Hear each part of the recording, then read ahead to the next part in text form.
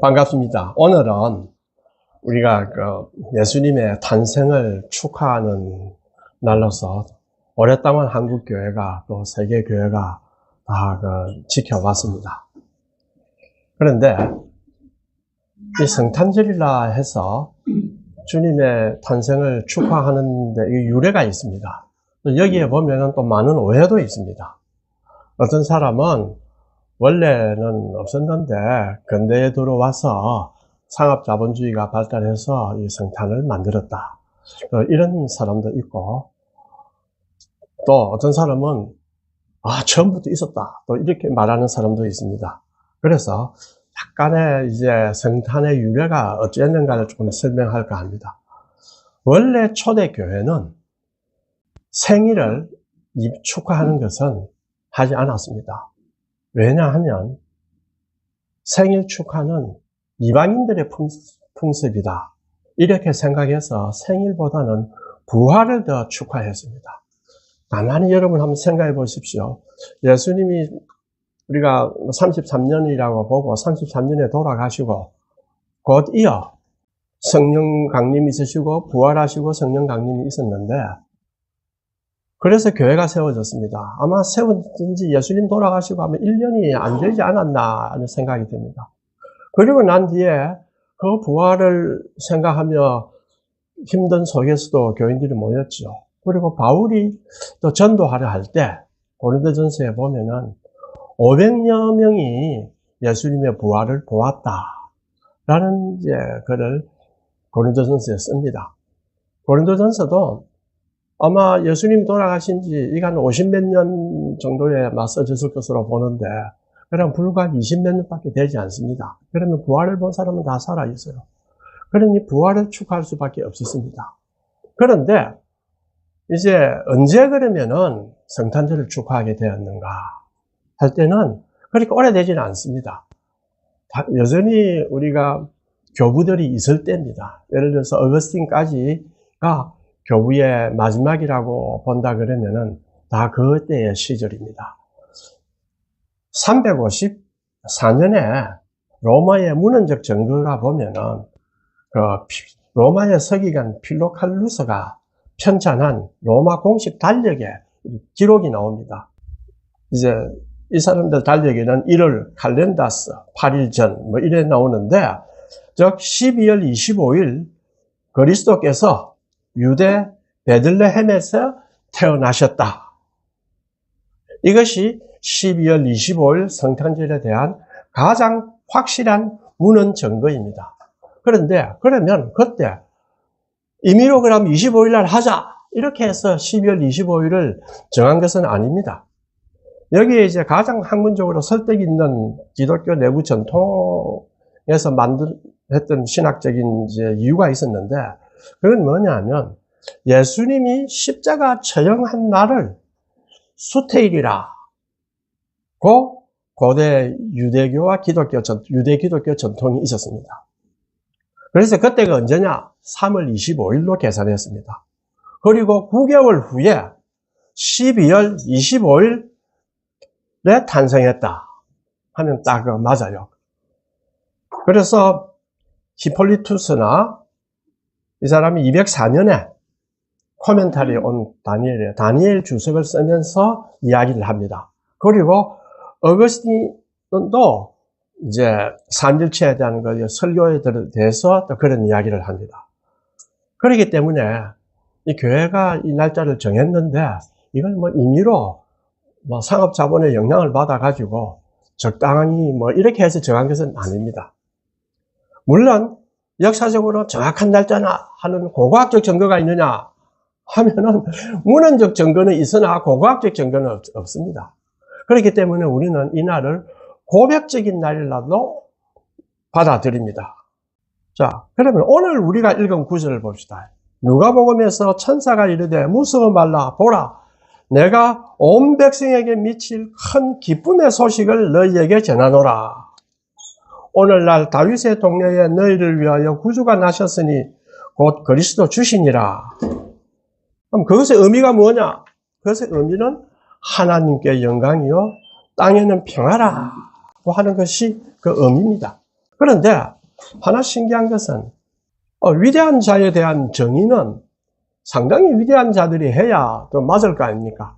그런데 목자들이 정인으로 나섰습니다. 고대 사회에서 목자는 아주 가난하고 특히 유대 사회에서는 유대의 정결법을 지키지 못하기 때문에 아주 낮은 계층입니다. 그들에게 천사가 먼저 나타났다는 것은 하나님의 구원이 약한 자들에게 가장 가까이 있다는 뜻입니다. 그들은 큰 은혜를 받아 예수님의 탄생 소식을 처음으로 듣고 뵙는 영광을 누렸습니다. 그리고 또 우리가 또 읽은 요한복음은 탄생에 대한 역사적 증언보다는 예수님의 본성에 대해서 이야기합니다. 예수님이 어떤 분인가? 그걸 신학적 언어로 표현합니다. 말씀이다, 생명이다, 빛이다, 그리고 구원자라는 이야기를 합니다. 이 성탄절이라고 하면 우리가 참 사랑받는 많이 들어왔던 에피소드가 하나 있습니다. 그것은 아마 영국의 대문호 찰스 디킨스가 쓴 소설 크리스마스 캐롤 이야기입니다. 거기에 나오는 구두쇠 스크루지가 크리스마스를 맞이해서 변하는 이야기입니다. 주인공 스크루지는 에벤에저 스크루지라고 하는데 이 사람을 읽어보면 돈만이 현실이라고 믿는 사람입니다. 가난은 게으름의 결과다. 자선은 낭비다. 이렇게 생각했습니다. 그런데 이 사람은 그러니까 어떻게 하겠습니까? 열심히 일했습니다. 그럼 크리스마스는 뭐냐? 쓸모없는 감상이다. 라고 조롱합니다. 그래서 조카가 삼촌 크리스마스입니다. 식사 초대를 합니다. 거기 또 거절합니다. 자기 직원 밥, 크래치가 있는데 그 직원에게도 아주 최소한의 임금만 주고 크리스마스 휴일도 못마땅히 해서 안 주려 합니다. 그런데 그 사람은 불법을 저지른 사람은 아닙니다. 도덕적으로 큰 죄를 짓지도 않았습니다.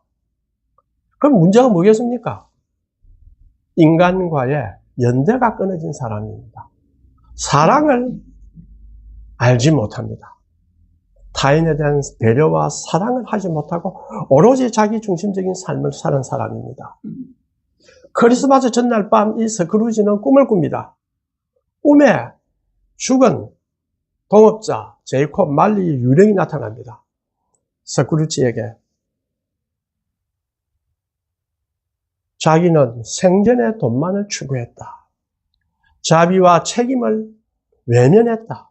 그 결과 나는 이 사후에 무거운 쇠사슬을 끌면서 고통 속에 떠도는 존재가 되었다고 고백을 합니다. 이 무거운 쇠사슬이 뭐겠습니까? 자기 업보겠죠. 그죠? 자, 금고 열쇠. 많을 거 아닙니까? 자기의 장부를 보관하는 그 열쇠, 재산을 보관하는 장부, 이걸 전부 다 열쇠로 표현했겠죠. 그러니까 얼마나 무겁겠습니까? 보관해야 되니까 그걸 들고 다닙니다. 그러면서 스크루지에게 이렇게 이야기합니다. 너도 나처럼 될 것이다. 아직 기회는 있다. 이렇게 하고 떠나버립니다. 그러면서 한마디 더 합니다. 이제 3명의 유령이 너를 방문할 것이다. 과거와 현재와 미래의 유령 3명이 방문한다. 이렇게 했습니다. 과거의 유령이란 뭔가? 이 첫 번째 유령이 이제 됐는데, 스크루지를 어디로 데려가느냐? 어린 시절로 데려갑니다. 어떻게 해서 스크루지가 인간성을 잃어버리게 되었는가 하는 걸 보여줍니다. 외롭던 어린 시절, 그러나 따뜻했던 학창 시절을 보여줍니다. 그리고 사랑을 했다가 사랑을 잃어서 약혼자와 파국을 맞는 것을 보게 됩니다. 이것을 보면서 나는 원래 냉혹한 사람이 아니었구나. 내가 생존을 위해서 택한 돈에 대한 집착이 사람과의 관계를 파괴했구나. 이걸 깨닫게 됩니다. 그러면서 돌이킬 수 없잖아요. 깊은 슬픔에 빠집니다. 그때 두 번째 유령이 나타납니다. 이 스크루지를 어디로 갑니까? 현재로 데리고 갑니다. 너가 지금 외면했던 현실을 한번 보여주마. 자기 직원 밥 크래치를 집으로 데리고 갑니다. 아주 가난하지만은 가족과 병약한 타인이 자기 아들 팀을 보여줍니다. 그러면서 식탁에서 즐겁게 지냅니다. 그런데 이 팀은 치료받지 못하면 죽을 수 있습니다. 이 모습을 딱 보니까 자기가 옛날에 어떤 이야기를 했는가 하면 차라리 죽는다면 인구 과잉을 줄이는데 도움이 된다. 이런 말을 했습니다. 거기 떠올랍니다. 얼마나 충격을 받습니까? 유령은 이렇게 말해요. 그 말은 바로 내 말이다. 이때 스크루지는 처음으로 자신의 무관심이 타인의 생명과 직결됨을 자각합니다. 자, 이제는 미래의 유령이 나타납니다. 마지막 유령은 말없이 스크루지를 미래로 인도합니다. 아무도 애도하지 않는 자신의 죽음과 버려진 무덤, 그리고 타인의 팀이 죽은 모습, 그걸 봅니다. 마음이 어떻겠습니까? 공포에 사로잡힙니다. 이럴 수 있나? 자기 모든 유품은 다 도둑질 당했어요. 아무것도 남은 게 없어요. 무대에는 아무도 오지 않습니다. 장례식에도 아무도 오지 않습니다. 공포에 사로잡힌 스크루지는 외칩니다. 아직 바꿀 수 있다면 내가 달라지겠다. 그러면서 잠에서 깹니다. 아직 크리스마스 아침입니다. 그런데 그는 즉시 행동합니다. 가난한 자들에게 큰 기부를 합니다. 조카의 초대에 기쁨으로 응합니다. 그리고 밥 크래치 직원에게 임금을 올려줍니다. 그리고 타이니 팀의 치료를 책임집니다. 이렇게 하여 이웃과 공동체 속으로 돌아갑니다. 그는 다른 사람이 됩니다. 그런데 찰스 디킨스가 묘사한 이 스크루지는 어떤 사람인가? 특별하게 소위 사고 실험을 해서 만드는 사람이 아닙니다. 당시 빅토리아 시대에 중산층의 시민상이라고 보았습니다. 동시에 그의 모습은 오늘 살아가는 우리 자신의 모습이기도 합니다. 오늘 우리는 과거와 비교할 수 없을 만큼 풍요로운 시대에 살고 있습니다. 먹을 것이 있고, 이동의 자유가 있고, 선택의 여유가 있습니다. 역사적으로 보면 엄청난 복을 누리고 있습니다. 저도 가끔 생각합니다. 맛있는 거 먹을 때마다 내가 우리 아버지한테는 이걸 못 사줬는데, 우리 엄마한테는 이걸 못 했는데, 가슴이 아프죠. 소용이 없습니다. 이렇게 복을 누리며 살고 있으면 우리의 마음은 어때야 되겠습니까? 감사와 사랑으로 충만해야만이 마땅합니다. 과거를 생각해 보면. 그러나 우리의 현실은 어떻습니까? 우리의 영혼은 허무와 욕망에 매여서 늘 불평하고 나는 없다고 말합니다. 그리고 항상 이웃과 사이를 원망합니다. 누굴 내부터 잘 살지 않느냐? 항상 자기보다 높은 잘 사는 사람만 생각합니다. 자기가 그동안에 얼마나 은혜를 받았다는 것은 생각하지 않습니다. 자신의 이익만 생각합니다. 참으로 슬픈 일입니다. 그렇다면 우리가 바로 누구겠습니까? 이 시대의 스크루지와 똑같습니다. 그런데 스크루지는 장점이 있어요. 빅토리아 시대에 건면한 정신이 있었죠. 열심히 건면하게 일했죠. 요즘은 불평하지만 건면하지도 않으려 합니다. 가능하면 속이려 합니다. 스크루지의 변화는 유령의 침입에 의한 일시적인 각성입니다. 그러나 우리는 그것보다 더 깊고 더 지속적이고 더 근본적인 길이 필요합니다. 왜냐하면 인간은 결코 자기 자신만으로는 충분하지 않습니다. 인간은 살펴보면요, 그를 변화할 의지도 적고 변화할 능력도 적습니다. 그래서 성탄은 이렇게 말합니다. 너희가 하나님을 찾은 것이 아니고 너희가 하나님께 돌아온 것이 아니고 하나님이 너희에게 오셨다. 여기에 성탄절에 참된 의미가 있습니다. 성탄은 하나님의 방문입니다. 그래서 누가복음 2장에서 성탄은 이렇게 선포됩니다. 오늘 다윗의 동네에 너희를 위하여 구주가 나셨으니 인간이 하나님을 찾은 것이 아닙니다. 하나님이 인간을 찾아오셨습니다. 천사들의 찬송도 이것을 분명히 합니다. 그래서 지극히 높은 곳에서는 하나님께 영광이요 땅에서는 기뻐하심을 입은 사람들 중에 평화로다. 그런데 이 순서가 있습니다. 하나님께 영광, 다음에 뭡니까? 인간에게는 평화다. 이게 무슨 소리입니까? 하나님 영광 보이지도 않는데 그냥 인간에게 평화를 주었다. 불쌍한 인간을 사랑했다면 훨씬 편할 거 아니에요. 그렇죠? 네? 상당히 자유주의 시각자들은 그걸 더 강조합니다.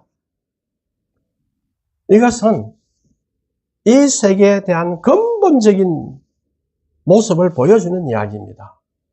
하나님의 창조하신 세계가 본래의 질서와 목적에서 떨어져 있다가 이제 예수 그리스도가 오므로 해서 본래의 목적과 질서로 회복된다. 그러니까 뭡니까? 하나님께 영광이 됩니다. 하나님이 나에게 경배하라. 나에게 경배하라. 나는 위대한 신이다. 나에게 경배하라. 그렇게 하지 않았습니다.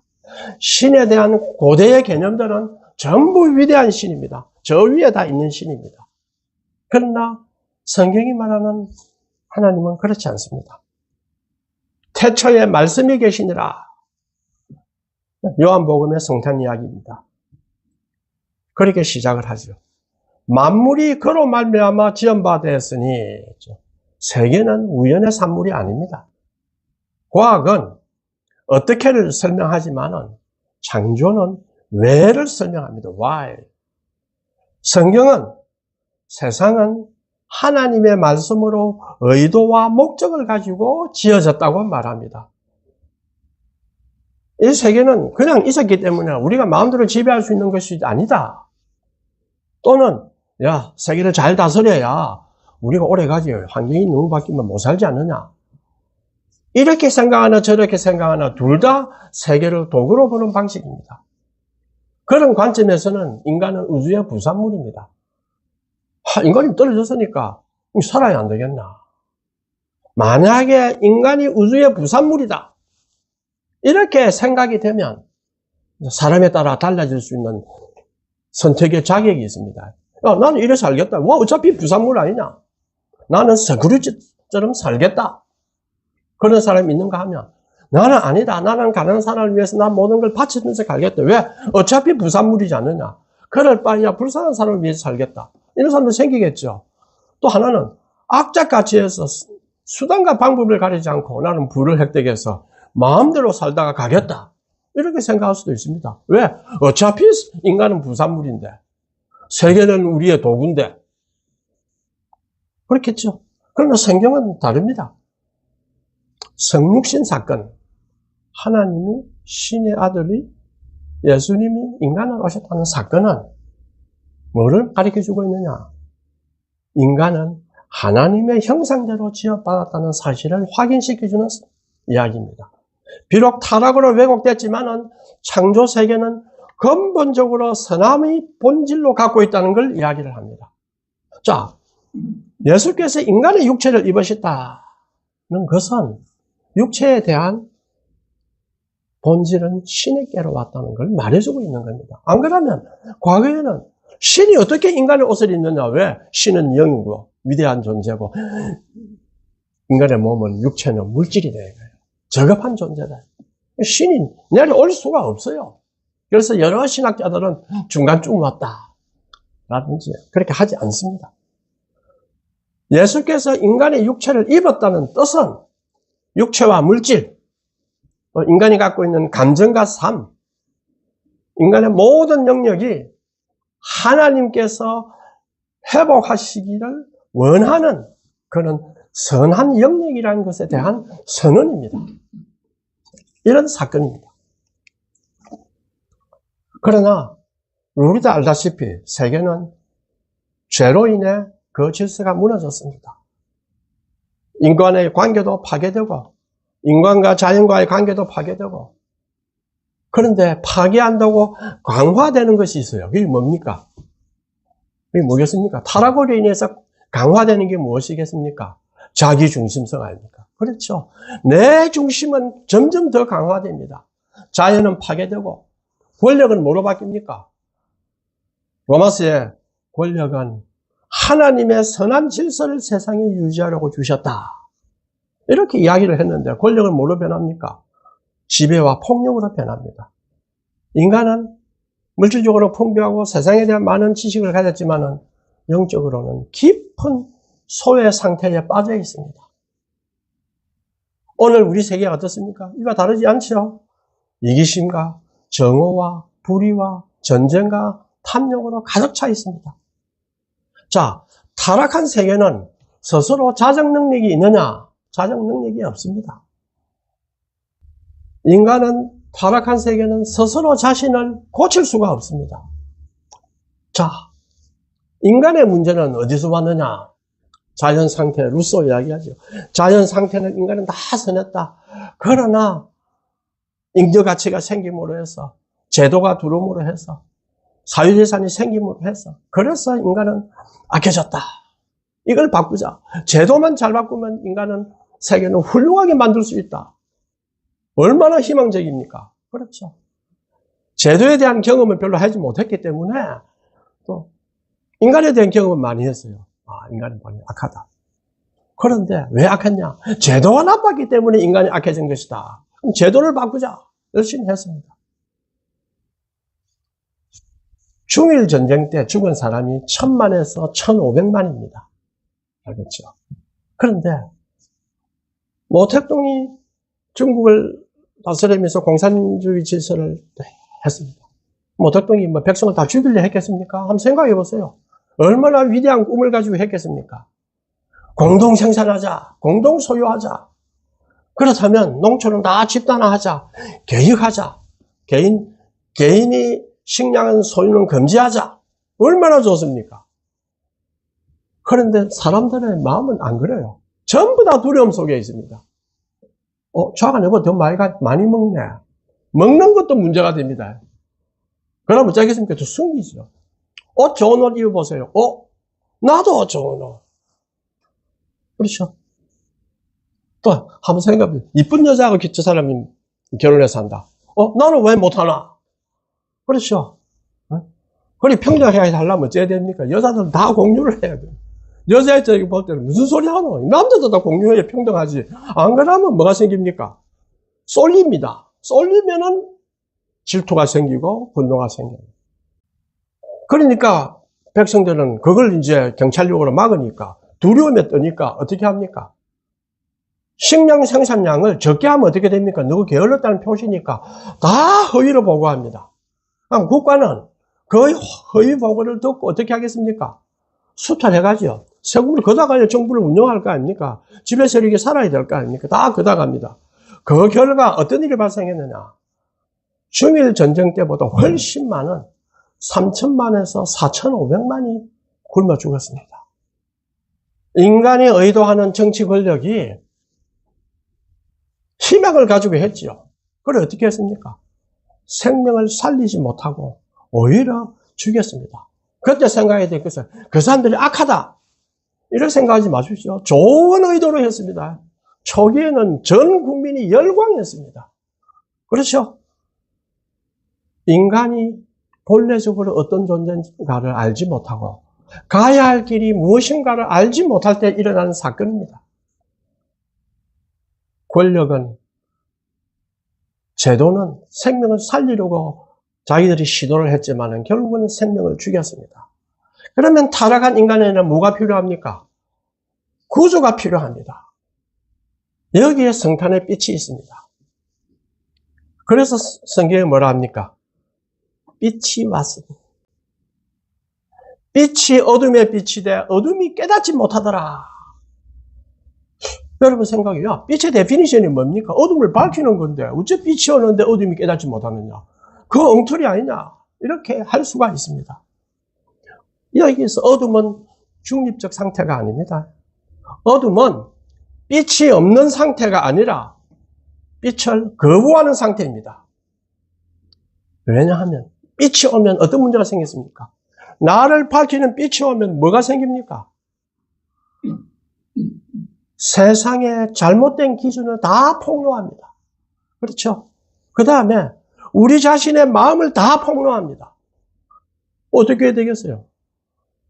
요즘 저도 이제 얼마 참 어르신들이 계셔서 말하기 미안하지만은 얼마 안 되겠다 하니까 요새 다리도 아프고 이래 아픈데 아버지가 그 원당에서 교대 법원까지 지하철 3번 갈아타고 막 갔어요.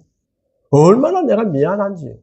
나는 조합 비타민도 막 먹고 이렇게 하는데 그런 걸 자셨습니까? 그냥 다니신 거 아닙니까? 80이 넘어서도. 유신아, 내가 이렇게 다녀서 돈을 버니까 네가한테 좋지?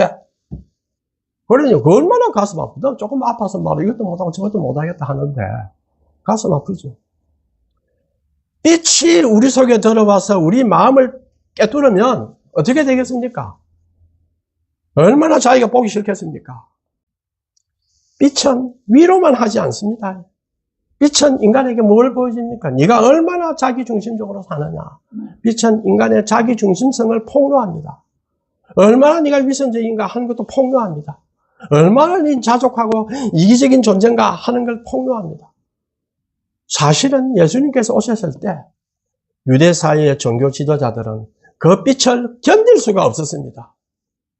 그들은 어떤 메시아를 원했습니까? 능력의 메시아. 그래야 자기를 한 자리 주는 메시아. 또 어떤 메시아를 원했습니까?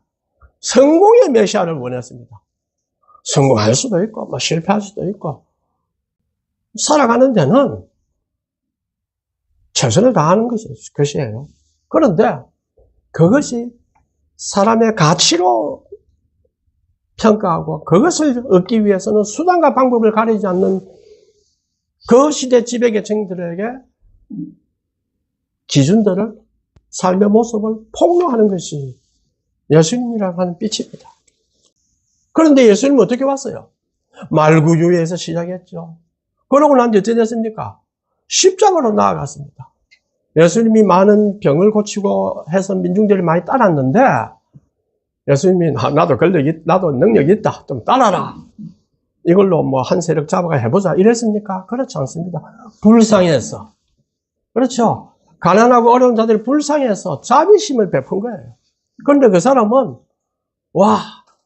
우리를 이끌어서 한 자리 해볼 거다. 그걸 두려워했다 아닙니까? 참 자비를 보여주는데 위에 지도자들은 자기들을 위협한다고 하는 공포로 예수님을 대했습니다. 예수님은 자기의 비움의 길을 가셨는데 지도 지배자들은 어떻게 생각했습니까? 나를 채워주는 자로, 나를 성공시켜주는 자로 이렇게 생각했습니다. 그래서 사도 요한이 말합니다. 문제는 너희들이 예수님을 몰랐다. 저는 구주가 될 줄 알았으면 안 그랬을 텐데. 이런 무지가 아니다. 또 너희들이 빛을 못 보한 것도 아니다. 빛을 빛으로 인정하지 않기로 선택한 것이다. 그래서 어둠이 빛에 왔을 때 어둠이 깨닫지 못하더라. 이렇게 했습니다. 이걸 영적으로 보면 뭡니까? 영적인 저항과 영적인 반역이죠. 그럼 이거 우리 자신에게 한번 돌려봅시다. 우리도 내 자신을 바로 보기를 두려워합니다. 사실 저도 그렇습니다. 생각하면 할수록 가슴이 아프죠. 그것이 도움 주는 경우가 있습니다. 깨어르려고 할 때 나 이래 살아서 안 된다. 그래서 내 자신을 잘 모르면서 과로해가지고 아프기도 하고 자꾸 왔다 갔다 합니다. 그래가지고 잔소리도 듣고 그렇게 자신을 모른다 이 소리를 많이 듣습니다. 자, 말씀이 육신이 되어 우리 가운데 거하심에 성경의 하나님은 높은 곳에서 지켜보시는 하나님이 아닙니다. 인간을 구원하기 위해 자신을 비우고 인간의 자리에 들어오신 분입니다. 그래서 청교도 신학자 존 로크, 위대한 경험주의와 자유주의 철학자인데 그의 서성입니다. 존 우엔이 이렇게 말했습니다. 그리스도의 탄생은 이미 그의 죽음을 향해 있었다. 그는 살기 위해 오신 것이 아니라 죽기 위해서 왔다. 그렇다면 우리가 성탄을 축하한다는 것은 무엇을 말하겠습니까? 십자가를 향한 출발입니다. 그리고 요한은 마지막으로 이렇게 말합니다.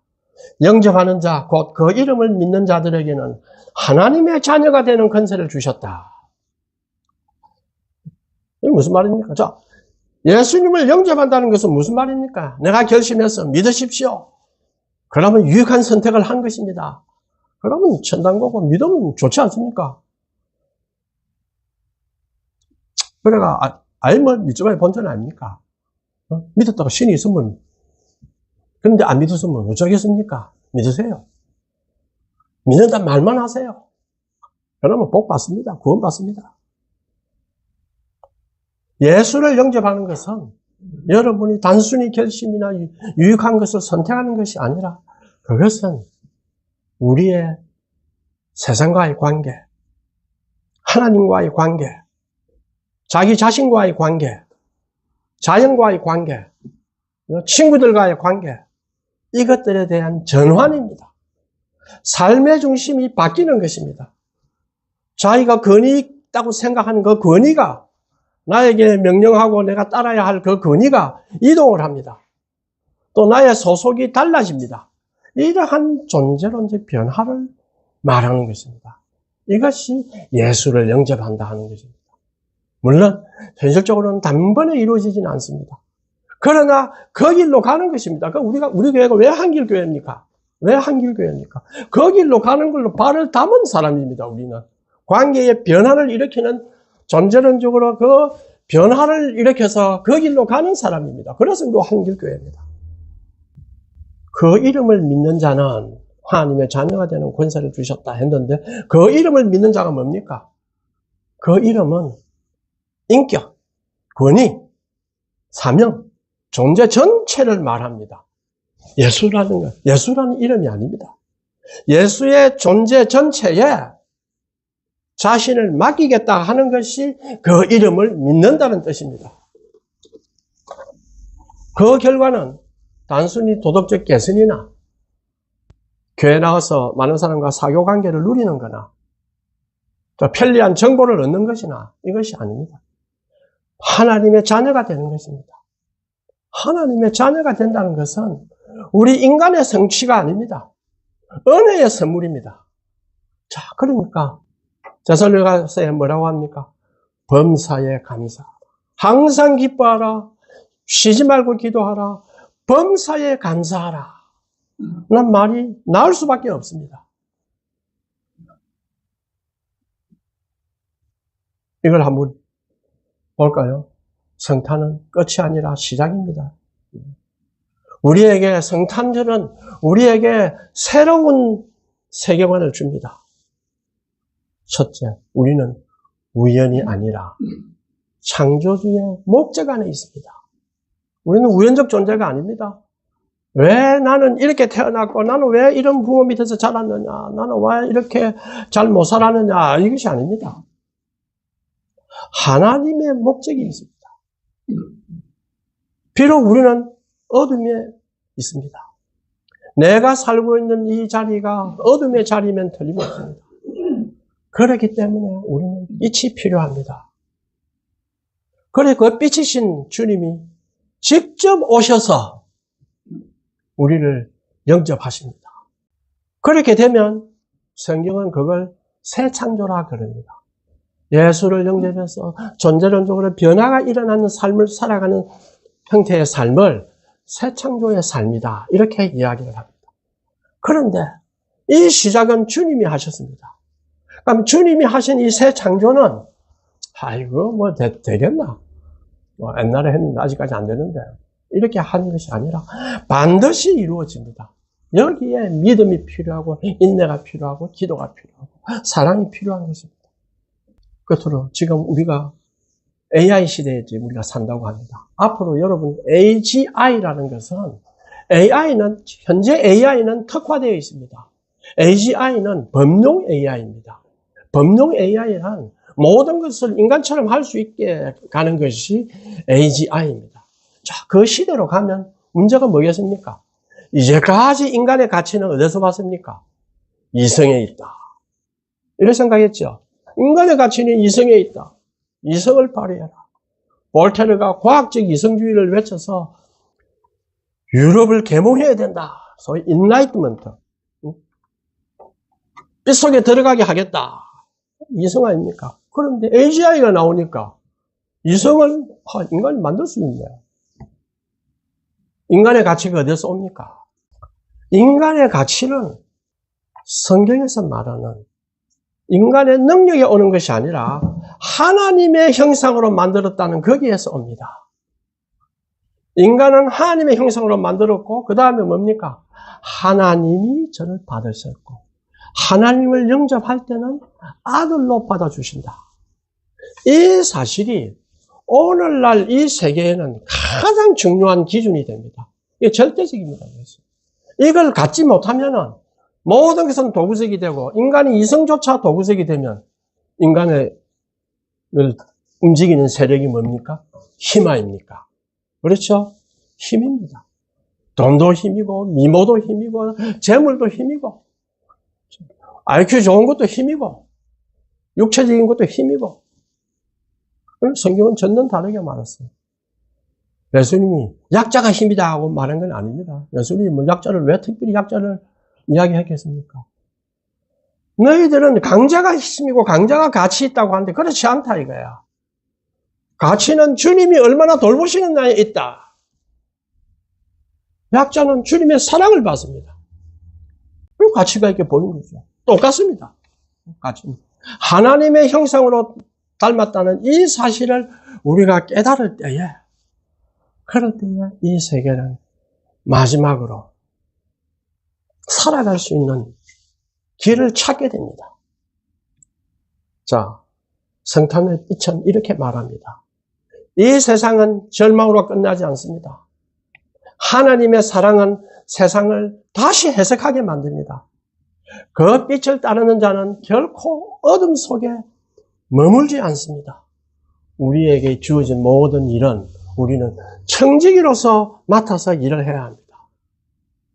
부자는 부자로서의 청지기가 있고 가난한 자는 가난한 자의 청지기가 있고 머리가 좋은 사람은 머리가 좋은 사람들의 청지기가 있고 해야지 그것을 잉여적 힘이다 해서 마음대로 쓰는 세계는 악한 세계입니다. 그런 세계가 바로 어둠의 세계입니다.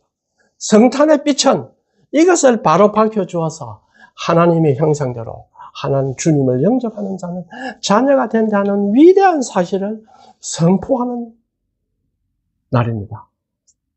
이것을 우리가 깊이 생각하고 우리의 삶을 살아갔으면 합니다. 마치겠습니다. 다 같이 통성기도하고 마치겠습니다.